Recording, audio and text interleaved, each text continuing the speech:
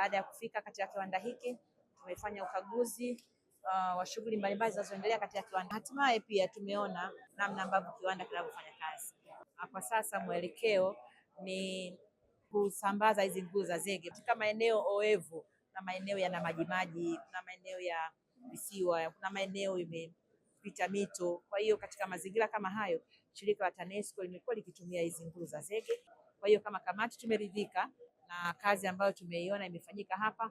Kiwanda kimekamilika na uzalishaji umeanza.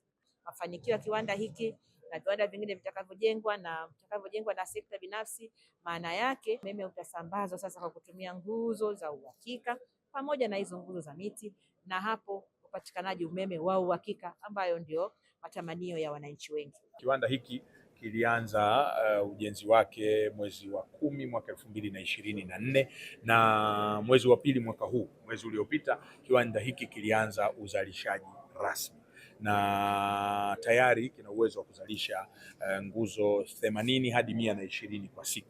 Na mwaka wa fedha 24-25 ilitoka shilingi bilioni 2 ambayo ndio ikaanza kama advance ya ujenzi wa mradi huu, lakini katika mwaka wa fedha huu ambao tupo wa 25-26 ilitoka kama bilioni 4.4 ambapo inafikisha jumla ambayo imetumika mpaka sasa, mnaona na uzalishaji umeanza kuwa kama bilioni 6.4 hivi ambayo imeshatumika, lakini bado kuna kama bilioni 1.4 ambayo haijalipwa kwa mkandarasi kwa sababu yupo katika kipindi cha uangalizi. Kiwanda tumemaliza, tumeanza uzalishaji, na kwa hali ilivyo matumizi ya nguzo za zege, teknolojia ambayo sio ya muda mrefu. Kwa hiyo bado kuna kuikuza sekta yenyewe iweze kukua, tuwe na supply ya kutosha wote kwa ajili ya wateja wetu, na uwekezaji wa kiwanda hiki ni sehemu ya hiyo mikakati ya kuenda kwenye hiyo transformation ya kutoka kwenye nguzo za miti kwenda kwenye. Kwa hiyo watu waondoe hofu. Haya ni mapinduzi ya teknolojia, tunabadilisha miundombinu, ni kama ambavyo tunaanza kubadilisha mita. Tunatoa mita za zamani, tunaanza kuweka smart meters.